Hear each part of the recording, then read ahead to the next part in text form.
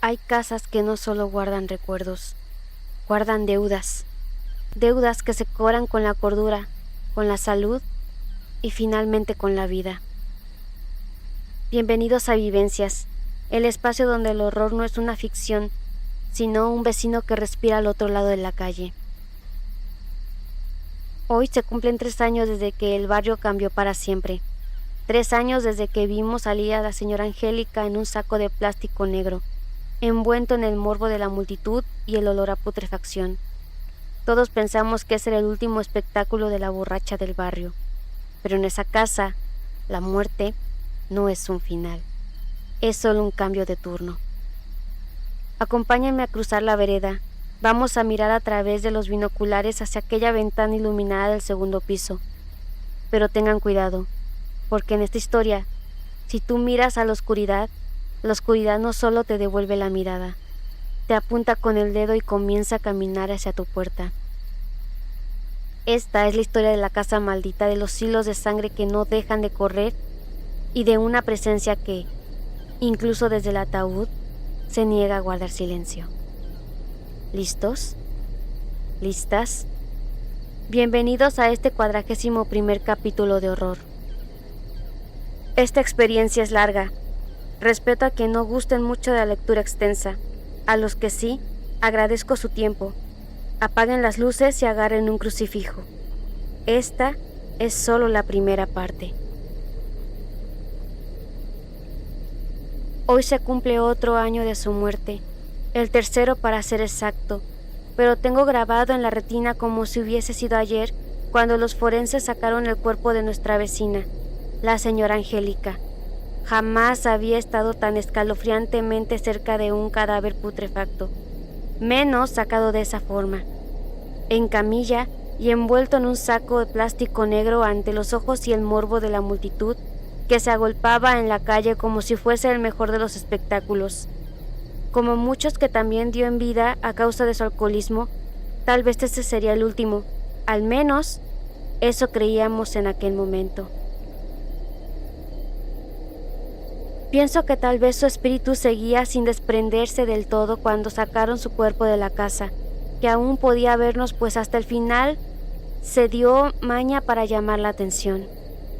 Fue en el momento exacto en que era transportado su cadáver para subirlo a la camioneta del Instituto Médico Legal que su pesado cuerpo se desplomó extrañamente hacia un costado. Quizás se trató de alguna mala maniobra de los forenses, pero fue raro aquel momento. Estuvo a punto de caer al piso de no ser por el actuar rápido de los mismos.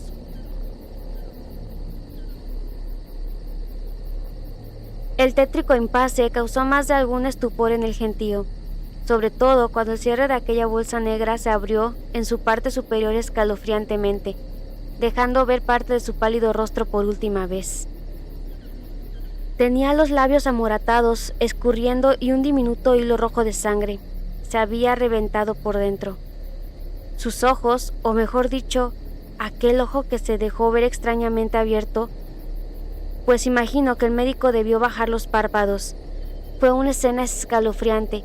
Pareció que nos echaba un último vistazo antes de partir. Era la cara más cruel de la muerte. Aquí está la borracha del barrio. Sigan hablando de mí, pareció decirnos por última vez. Días después se supo que fue el alcoholismo la causa de su muerte. Uno más dijo alguno inconsciente por ahí en alusión al esposo de doña Angélica, quien había muerto de cirrosis algunos años antes. Aquella familia, al poco tiempo de llegar al barrio, dejó en claro de su adicción al alcohol. Sus borracheras terminaban siempre en alocadas discusiones y obviamente en el transcurso de los meses ya todos los reconocían por aquel vicio y su pésima calidad de vida. Algo muy lamentable y triste. Una realidad que traería graves consecuencias de salud para sus integrantes y un entorno propicio para la desgracia, como ahora, por una nueva trágica muerte. Sin embargo, entre susurros casi como algo inmemorable o que nadie se atreva a mencionar, se dice que fue aquella casa nuevamente, la casa maldita, como suelen llamarla en el sector, la misma que 3 años antes se llevó a su esposo y que meses más tarde del deceso de ella se llevaría a su único hijo. Por lo que algunos comentan sin tener certeza, también se rumorean que se llevó a su yerna, quien estuvo algún tiempo viviendo en aquella casa. De aquella familia solo quedó un par de muchachos, nietos de doña Angélica, que nadie tiene la menor idea de su paradero. Nunca más se volvieron a ver, luego de tanta desgracia. ¿Coincidencias? ¿Consecuencias de una vida en excesos? ¿O de verdad existe algún tipo de maldición en aquel lugar? Una que transforma a sus moradores y donde todo concluye en desgracia. Ese lugar está maldito, dicen los antiguos. Lo que allí habita en la oscuridad misma, que crece desde sus cimientos y envenena a sus residentes lentamente, hasta hacerlos perder la cordura, hasta destruir sus vidas por completo. Nadie se atreve a hablar de aquellas ideas, menos de los terribles acontecimientos ocurridos. Yo tampoco debería estar contándoles esta historia. Luego entenderán el porqué. Actualmente la casa sigue vacía, en completa ruina. Lo único vivo en aquel terreno es la mala hierba que crece en todo su entorno. En las paredes traseras, hiedras se abrazan a sus muros manchados de hollín, queriendo alcanzar lo más alto, como buscando huir de gusanos y larvas que se arrastran bajo su pútrida tierra, donde aún moscas revolotean por algo de carne muerta. Todos tratamos de seguir como si no existiera, pero lo cierto es que sigue ahí, cargada de oscuridad y atemorizando a todos. Los más supersticiosos evitan pasar frente a ella cruzando a la vereda de enfrente o alternando su tránsito por calles aledañas. Si hasta ahora todo esto les parece escalofriante y misterioso, esperan a que siga con la historia. La muerte de doña Angélica fue solo el comienzo de todo,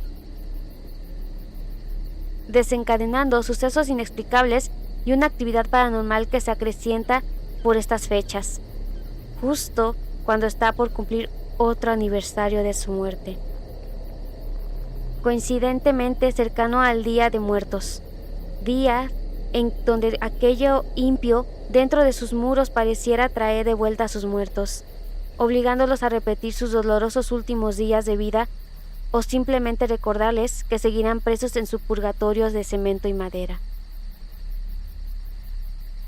Hoy es Halloween y se nota el ambiente. Al caer la noche, cientos de niños disfrazados saldrán a las calles en compañía de sus padres a recolectar dulces, pero no por nuestra calle. Acá la mayoría, y más los supersticiosos, se encierran temprano en sus casas. Otros se resisten a creer en tonterías como les llaman. Pero en lo general estas fechas siguen causando psicosis colectiva desde hace ya 3 años. Tenía que morirse en esta fecha. Maldije en voz alta mientras intento plantear qué hacer con mi grupo de amigos. Cualquier cosa es mejor que quedarse en casa atemorizado, rezando y pidiéndole a Dios que los muertos no aparezcan nunca más. De no haber otra alternativa, pienso en acostarme y dormir lo más temprano posible.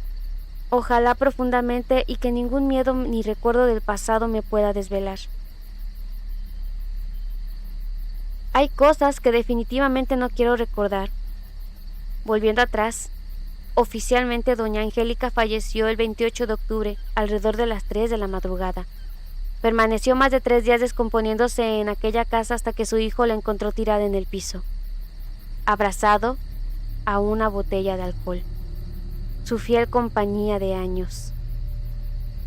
Habían discutido violentamente días antes, ahora que lo recuerdo. Nada nuevo, pues era habitual para todos escuchar sus escandalosas y violentas peleas, donde golpeaba frecuentemente a su hijo, ambos totalmente bajo los efectos del alcohol. Tampoco era novedad que él desapareciera durante días luego de sus peleas.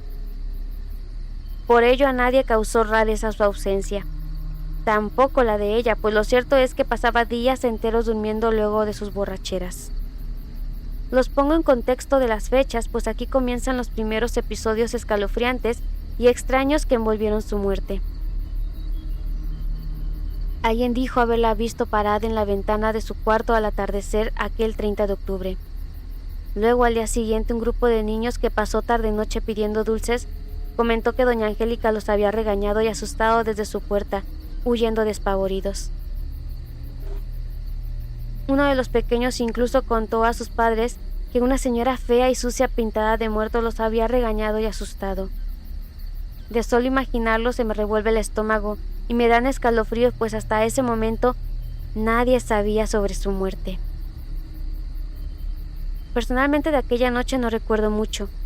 Llegué de madrugada y luego de disfrutar de una fiesta que organizamos con mis amigos no muy lejos de aquí, me pasaron a dejar en auto a eso de las 2 de la mañana, sin notar nada extraño, salvo el excesivo ladrar de los perros de la cuadra. Al principio creí que era una causa de mi llegada algo escandalosa con mis amigos. Sin embargo, luego de acostarme, los perros siguieron ladrando largo rato. Algo los asustaba, algo sentían y les inquietaba aquella noche, mientras en la cama balbuceaba entre dientes que se callaran, tapando mi cabeza con la almohada hasta que finalmente me dormí profundamente. Por la mañana fue otro escándalo al que me despertó. No eran los perros ni sus ladridos, sino gritos y llantos de dolor de un hombre y un gentío que se apiñaba en la casa de enfrente. Consternada, doña Angélica había sido encontrada sin vida.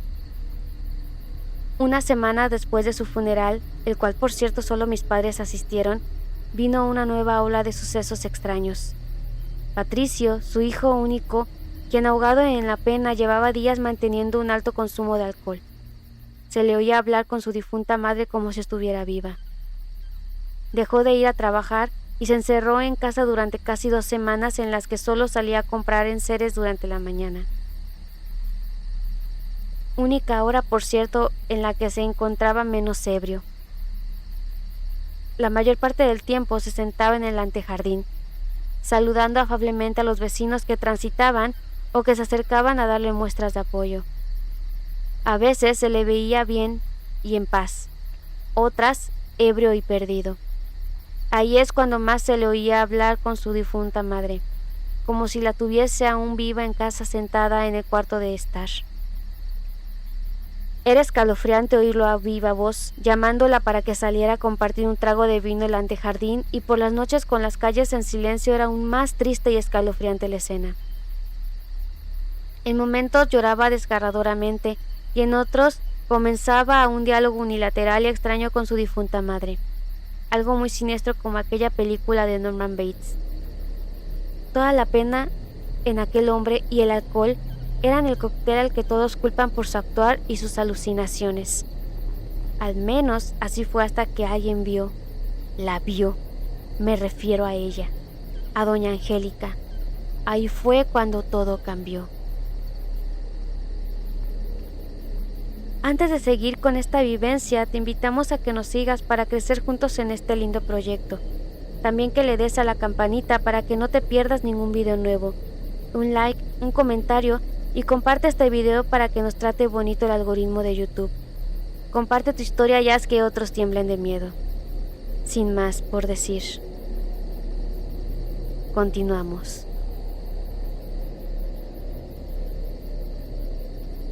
Con el paso de las semanas, Patricio o Pato, como solían llamarle, comenzó a vivir completamente dependiente del alcohol.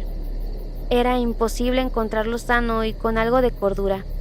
Solo hablaba de ella, de sus visitas por las noches, de que lo había perdonado por todo y ello era su mayor consuelo. La gente no sabía cómo actuar ante tales aberraciones. Algunos más supersticiosos creían que efectivamente el alma de la señora acompañaba a su hijo antes de trascender. Otros sentían lástima y trataban de ayudarlo e intentaban convencerlo de internarse para desintoxicar su cuerpo. También ubicaron a su exmujer e hijos, con quienes había roto relación hace años, pero que comenzaron a visitarlo más seguido intentando sacarlo de aquella vida que lo consumía y de sus ideas de que su mamá seguía en casa, que aquello no era sano, que debía dejarla partir y dejar que su alma descansara en paz. Cuando llegó aquella noche del 30 de noviembre ya no se trató solo de la imaginación de Patricio. Alguien la vio parada en el umbral, como un día cualquiera de tantos en vida. solo que esta vez su aspecto era mortuorio, era un cadáver viviente. Don Samuel, debido a su trabajo, acostumbraba a llegar a casa pasada las 10 de la noche. Casualmente, una de esas noches se topó con Patricio en la esquina cuando éste se dirigía a la botillería. Era una noche como cualquiera y lo saludó como de costumbre de manera afable, pero evitando buscarle conversación. Sería difícil quitárselo de encima en su estado. Desfiló por la vereda su agobiar por un arduo día laboral, con su mente pensando mil cosas, pero también en Patricio y en el difícil momento que debía estar pasando. De cierta forma, le vino un arrepentimiento por no prestarle mayor atención en aquella esquina. Siguió caminando sin darse cuenta de que pasaría frente a aquella casa, la que evitaba, pues nunca le gustó la energía que emanaba de aquel lugar. En esta ocasión olvidó hacerlo y cuando se dio cuenta era tarde. Estaba a solo pasos de su reja y lo invadió una extraña sensación. La reja estaba abierta y también la puerta principal, pero no del todo. Acelerando su andar y observando inevitablemente de reojo hacia el lugar, fue ahí cuando presenció con horror cómo la puerta principal comenzó a abrirse del todo lentamente, rechinando cuán vieja era. De alguna extraña forma, aquel suceso lo paralizó, obligándolo a mirar directamente, como hipnotizado por el lugar para mostrarle con horror la silueta oscura de doña Angélica, apareciendo tras la puerta. Primero fue su horrible mano, de uñas largas y desaseadas, afirmándose de ésta. Luego, de forma lenta y espantosa, apareció su cabeza pútrida, de pelo desaliñado y su rostro con cuencas completamente vacías, negras como el abismo, pero que parecían observar directamente y con total claridad. Le esbozó una macabra sonrisa con encías y dientes negros. Luego, volteó como si nadie y caminó arrastrando su pesado cuerpo sobre unas pantuflas hasta perderse en el fondo de la casa que se iluminaba solo con una tenue luz amarillenta.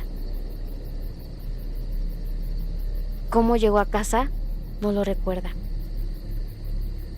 El pavor lo consumió a tal que al día siguiente se ausentó al trabajo.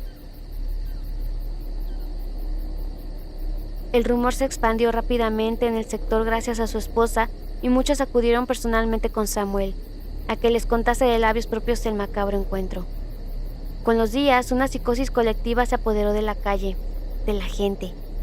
Prontamente fueron otros que afirmaban haberla visto en la ventana, en el antejardín, e incluso en una de las casas continuas aseguraban que se escuchaba por las noches su particular voz refunfuñando a su hijo. Personalmente, no creía hasta ese momento en aquellas habladurías.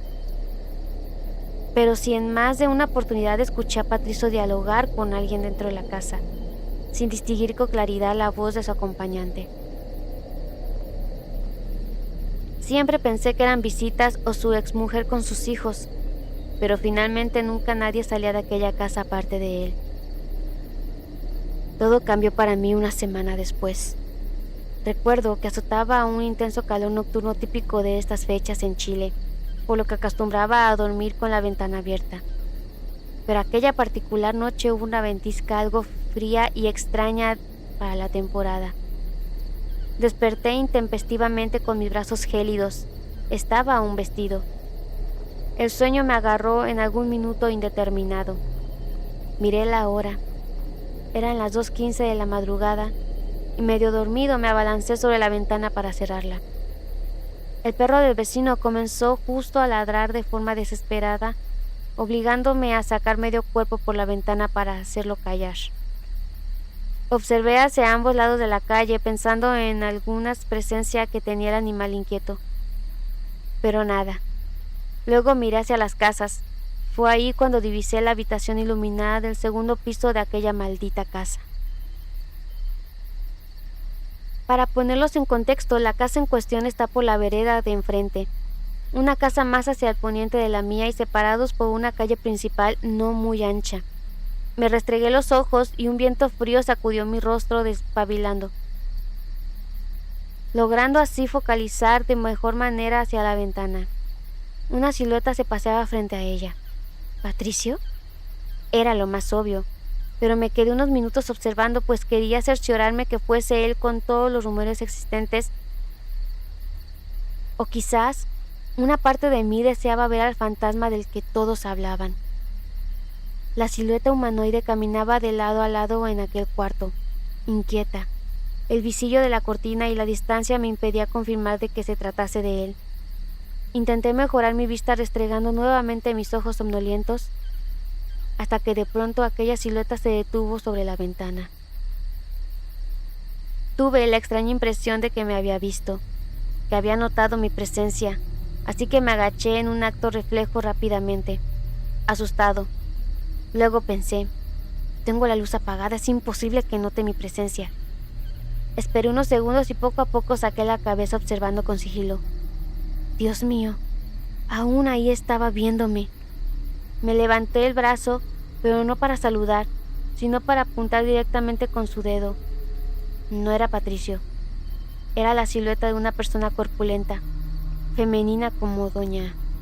Santo Dios, ¿cómo era posible? Cerré las cortinas, no podía ser ella.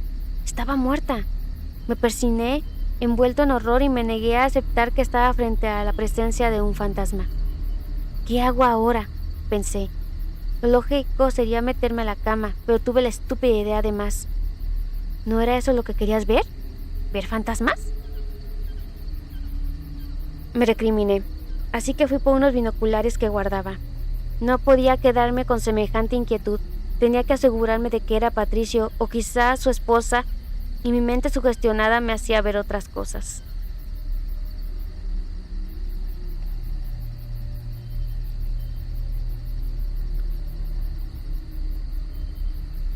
Necesitaba descartar la presencia fantasmal de la difunta, aun cuando algo dentro de mí quería ver al fantasma aquel. Removí a oscuras los cajones hasta que los encontré, acercándome nuevamente a la ventana a gatas, agitado, presa del miedo, pero con aquel estúpido impulso de buscar respuestas. Levanté la cabeza y aquella silueta seguía ahí. Luego pegué mis ojos a los binoculares y respiré profundo, antes de enfocar sobre la ventana. Hubiese preferido no hacerlo. Era ella. Gemí del terror. Totalmente exaltado, levanté los binoculares por segunda vez y sí, esta vez tras el visillo se ocultaba efectivamente su pútrido rostro, de cabellera desaliñada y en lugar de ojos, unas cuencas oscuras como el abismo. Vaya zoom de los binoculares. No quería aceptar aquella espantosa imagen que estaba viendo, pero era ella, tiesa, con su vista al frente, pero de pronto giró horrorosamente su cabeza hacia mi posición nuevamente y sonrió. Luego llevó su dedo índice a la boca. Podía verme. Dios mío, ¿pero cómo? Me derrumbé al piso, tras el lente, con mis pulsaciones al 100. Segundos después miré nuevamente sin ayuda de los binoculares y ya no estaba. La luz del cuarto se apagó al instante, pero se encendió rápidamente la del primer piso y en cosa de segundos se abrió la puerta de principal y aquella misma silueta oscura se dejó ver bajo el umbral, a trasluz. Me agaché. Esta vez mi sangre pareció congelarse. Luego sentí escalofriantemente cómo abrían aquella reja.